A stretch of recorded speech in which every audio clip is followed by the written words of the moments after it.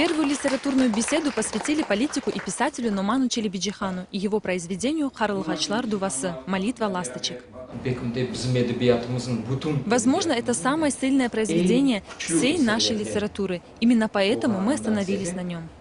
Впервые «Молитву ласточек» опубликовали в Турции в 1913 году.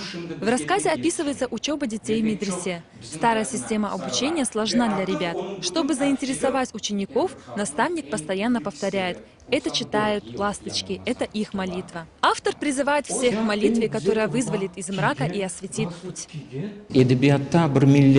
Как известно, литература — это видение народа, благовоспитанность, основы морали, радости и горести народа. В литературе все, и человек, считающий себя интеллигентом, стремящийся к политической и общественной активности, обязательно должен изучить литературу.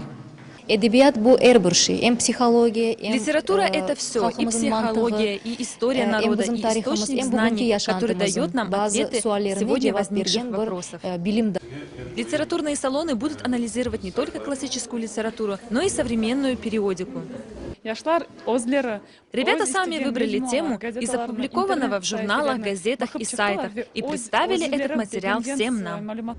Инициаторы таких вечеров — Бизым Хырым Хардашлых и Яшлар Сидасы. Каждый месяц они обещают собирать подобные салоны и пропагандировать национальную литературу. Афизия Юсуф Кузы, Эдем Абкеримов, Заман АТР.